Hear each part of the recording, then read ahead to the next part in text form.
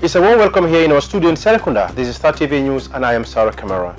In the headlines tonight, Foreign Minister Dr. Tangara held audience with Chinese Ambassador His Excellency Ma Jun-chung. Tourism Minister disclosed plan to construct state-of-the-art Eco Hotel in Bara. Court adjourns bail hearing for 3 years Jotna. The battle for Kermor Ali set to start all over again as Sheikh Alium said he will not surrender village. On the international scene, opposition hails court voiding 2019 election results. More than a dozen students killed in Kenya school stampede. Those were the headlines and now the news in detail.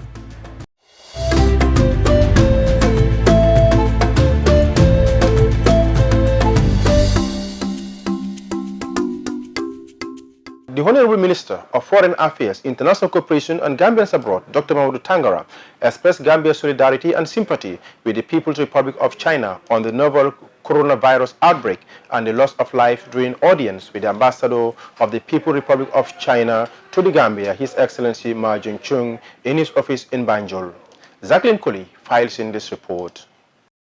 The purpose of the audience was to update the government of the Gambia through the Ministry of Foreign Affairs on the novel coronavirus outbreak. In welcoming Ambassador Ma, Minister Tangara said the government of the Gambia appreciates and is grateful to efforts employed by China in containing the epidemic and the support China continues to render to Gambians in Wuhan, among other provinces. The minister said the Gambia fully recognizes and highly appreciates China's effective response to the novel coronavirus outbreak. The minister shared Gambians' solidarity with the government and the people of China during this difficult moment, while highlighting that the Gambia shares the World Health Organization's recognition as well as other collaborating partners' response in tackling the coronavirus. Minister Tangara therefore assured Ambassador Ma that the Gambia will abide by WHO's recommendation for countries not to impose travel or trade restrictions on China. He, however, informed that, as a country, the government of the Gambia, through the Ministry of Health, will continue to strengthen its surveillance system in all entry points to ensure the safety of people living in the Gambia. In light of this engagement, the Ministry of Foreign Affairs wishes to inform the general public that the Gambia is in close contact with embassy staff in Beijing who have reported that no Gambian is infected with the virus. The ministry will work with the relevant government departments and other partners to ensure that the necessary provisions are provided to Gambian citizens living in China. In order to ensure constant update on coronavirus, the ministry has created the following service lines that can be contacted: +86 130 0119 5701 for Gambians in China and +220 932 5988 for residents in Gambia. For his part, Ambassador Ma disclosed that there are 17,000 confirmed cases and 65% of which is concentrated in Wuhan province, the epicenter of the outbreak. He said the initial intervention made was to isolate affected persons, whilst resources were being mobilized by the Chinese government. He, however, said that some of the affected persons were discharged following positive response to treatment. He further informed that the Chinese government has now mobilized medical teams across China, including military medical personnel, to tackle the outbreak. He said as part of efforts to curb the outbreak, China built a 1,000-bed hospital in 10 days, and that another hospital with a capacity of 1,300 beds will be ready on the 5th of February 2020. He said with the ongoing efforts, there is optimism that the outbreak will be contained in the soonest possible time. Ambassador Ma also discussed with the Honorable Minister the WHO's declaration on the coronavirus outbreak. The WHO Director General has recently hailed China's decisive and strong measures and expressed full confidence in China's ability to defeat the outbreak. Jacqueline Colley, Star TV News. The Tourism and Culture Minister, Hamad M.K. Ba, has disclosed on Tuesday that Fort Bullen, as part of his ministry and related department, one-week tour of tourism and cultural sites in the country of the Gambia, plan of constructing a state-of-the-art eco-hotel in Barra. Jacqueline Colley sent in this report. By next month, March, we will lay the foundation stone of a new eco-hotel in Barra, as in line with the National Development Plan 2018-2021. It will create employment opportunities for the youths of not only Barra but across the region. He said at Fort Bullen as part of his ministry and related departments, one-week tour of tourism and cultural sites in the country. This is a huge project that will place Barra as a tourism hotspot for this region. It will also go a long way to addressing rural-urban drift as well as the backway syndrome popular among the youths of the region, he said. In late 2019, over 60 Gambians lost their lives at sea.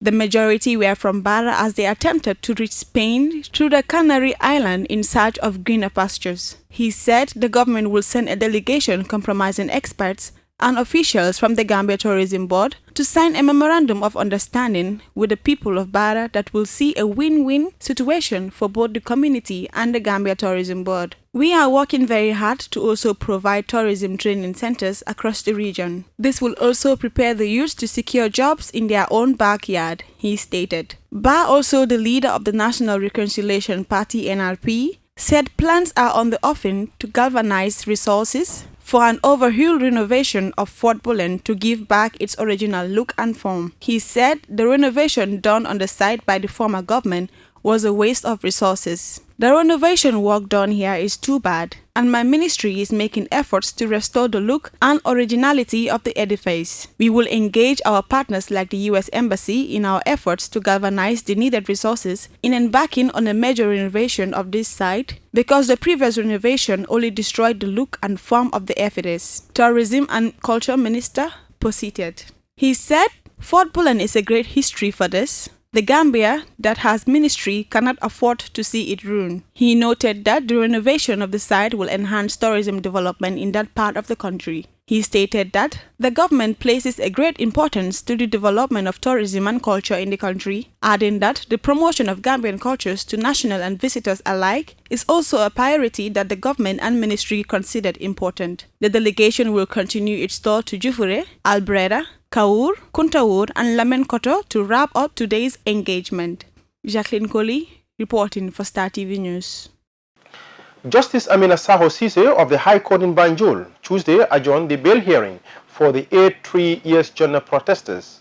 The 8 Abdul Njai, Ibrahima Katim Jaju, Sirifo Sonko, Haji Swane, Fantambalo, Karim Toure, Yankuba Dabo and Mukhtar Sise were last week arrested and charged with various crimes over January 26 protests calling on President Adama Barrow to step down.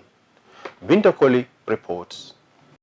Prior to adjourning the case, the state prosecutor Patrick Gomez submitted that the case was from the lower court. He argued that the state just received the case file from the Office of the Inspector General of Police. He asked the court to adjourn the case to enable the state to review the bulky file. Contest the state's argument, Rachel Y. Mendy, the lead defense counsel, argued that there was nothing before the court warranting for an adjournment, highlighting the rights of the accused persons to liberty. She urged the court to grant them bail. She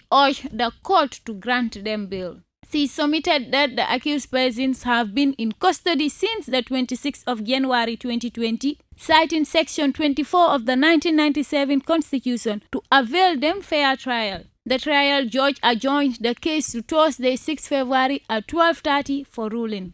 For Star TV News, I am Binta Koli. Sir Alun Sek has said he is not prepared to have the second return to Upper Salum village of Kermot Ali. Barely a week ago, Yunusa Sise, a student of Serindigal, appeared before the TRRC and told the probe how the cleric followers were made to leave the town for new settlers under the leadership of Sir Alun Seka. Ajakari Sonyang filed in this report. Serindigal, real name Muhammadu Habibullah Seka, was a true man of God who claimed he was instructed by God in 2002 to stop praying. Yunusa Sise had told the TRRC. Ndigal was following the Sarihatul Mutahar, the version of Islam that involves not praying. That was the way all of us were following. When it was time for prayers, by the time 9 minutes have added to the prayers time, that would have found all of us have prayed. Anyone who knew us knew no one could match us, Yunusa Sise had told the TRRC. The seconds later faced persecution after they stopped praying. Sheikh Alioune Seck was then allegedly imported from Senegal and installed as the new leader of Kermot Ali. The seconds then had to flee to Senegal. But in a counter testimony on Tuesday, Alioune Seck said, "We didn't drive them away. Kermot Ali wasn't owned by Ndigal. In fact, Kermot Ali wasn't owned by his father, who founded the village, neither him." He, however, said he is not prepared to accept the sect back in the village, saying, "I am not prepared for them to come back and settle in the village." According to him, a mosque is built for worshipping God by praying, adding, "So if they don't want to pray, let them not pray, and those who want to pray, to continue praying and peace prevails." He explained that the tussle of the villages and Ndigal started when the sect said no one would pray again in the mosque built in the village. For Star TV News, Ajaka Desanya. We're going for a short break and we'll be back with the international news.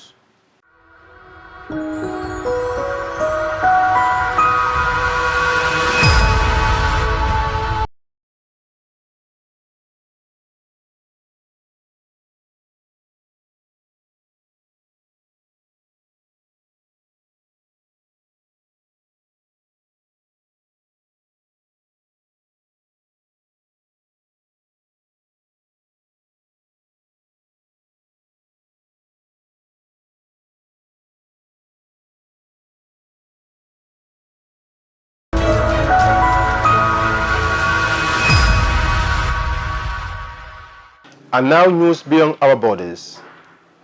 Malawi's opposition leaders are celebrating the annulment of an election they say was rigged. President Peter Mutharika, who narrowly won a second term in May last year, will stay until a new election is called in the next 5 months. Analysts predict that the governing party may decide to contest in the next election or appeal the ruling in the Supreme Court. Al Jazeera Haru Mutase reports from the capital, Lingwe. Verolano Mbeza says business has been slow for months. Months of anti-government protests over last year's disputed presidential election sometimes made coming to work to sell his goods difficult. Constitutional Court judges recently said that vote was marred by widespread irregularities. Some people may have voted more than once. There was ballot stuffing and some numbers were changed using typewriter correction fluid. They nullified May's election results and ordered a rerun. The businessman says living in a country that seems to always be in election mode isn't good for his profits. It is affecting to us as business people. You know, to survive here in town, we need to have our business to be going on well. So it is very difficult for us to make business. After Kenya, Malawi is now the second country in sub-Saharan Africa to recently have a presidential vote overturned. The court has ruled that Peter Mutharika stays in power until a new election takes place. Parliament is expected to meet within 21 days to set a date for that election. For Malawians, it means more political and economic uncertainty. The opposition is still celebrating Monday's court ruling, and many are preparing for a new election. Opposition leaders want election officials fired. What the judges have done is to give Parliament an order to make sure that what they have ordered in terms of a fresh election in 150 days should happen. And so we will look to Parliament now to make sure that these things, modalities are put in place and that it is actually possible. But I don't believe that anybody will have confidence in this Electoral Commission at all. Ruling party officials say they are considering their options. They have two options. The first is to stick in, follow the ruling, and they get ready for a fresh election. And that means a lot of politicking within the party, whether the present candidate will continue to be the candidate in the fresh elections or they want to change and things like that. The second option is for them to go to the Supreme Court and appeal. But they really have to look very critically at the ruling to find suitable grounds for appeal. If a legal challenge is launched, some here fear it will plunge Malawi into further crisis. Harumatasa, Al Jazeera, Lilongwe. At least 14 students have been killed in a stampede at a Kampe primary school in western Kenya. Several more who were crossed when they ran down a staircase after class are in a critical condition. The stampede occurred at approximately 5 p.m. on Monday when panic broke out as students were going home for the day from school. Al Jazeera Katrina Soy reports from Kakamega. The parents of the children who died are in shock. They can't believe or understand what happened. The youngsters, aged between 9 and 11, were leaving school to make their way home when there was a stampede. The last bell had just rung in class, but it's not clear why the children were running down the stairs. Juliet Vishenga's 9-year-old daughter, June, had just transferred to the school 3 weeks ago. Vishenga was too distraught to talk to us, so her friend did. The teacher was trying to hurry up the children from the classroom to get downstairs because it was evening time. So in due course, that's a hearsay. It's not something that I've witnessed. And then, the jokes of other children, they were holding hands along the path. So when these ones came in a speed. So a child started falling so they could go fall on one another. Joyce Mabuko shows us a picture of her 11-year-old daughter, Bertha. Bertha was a smiling machine. She was always happy and helpful, always quick to help in the kitchen and to pray. She was a God-fearing child. Many politicians and government officials led by Deputy President William Ruto have visited the scene of the tragedy and given assurances that investigations are underway. We must get to the bottom of whether it is the structure of the building or some other small mishaps that happened or whatever it was. We are giving our security team the time to give us the full report so that we can ensure that nothing like what has happened in this school ever happens again. In September last year, 8 children died after a badly built school in Nairobi collapsed. The government shut down several substandard schools and moved pupils to government ones, many of which were already overcrowded. This school has about 3,000 students. That's a huge number. So you can imagine hundreds of them in panic and fear running down this narrow staircase to get out safely. June's relatives say they don't want to imagine the pain she suffered in the stampede. All they know is they'll never get to see the 9-year-old again. Catherine Soy, Al Jazeera, Kakamega, Western Kenya. It is supposed to be a moment when the United States comes together, but President Donald Trump's third State of the Union address has instead emphasized the disunity in the country's politics. He came face to face with the Democrats who have been seeking to remove him from office. He avoided the subject of impeachment and instead used the speech as an unofficial launch for his re-election campaign. Al Jazeera's Patty Colhan reports from Washington, D.C. Madam Speaker, the President of the United States.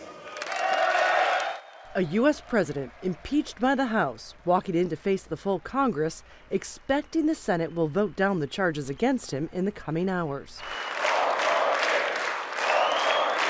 The chants from the Republicans in the chamber made it clear what this speech would be about, his re-election. The state of our union is stronger than ever before. The Democratic response was this obvious throughout. But for the president, he saw this as his time to herald what he sees as his accomplishments. This is a blue-collar boom.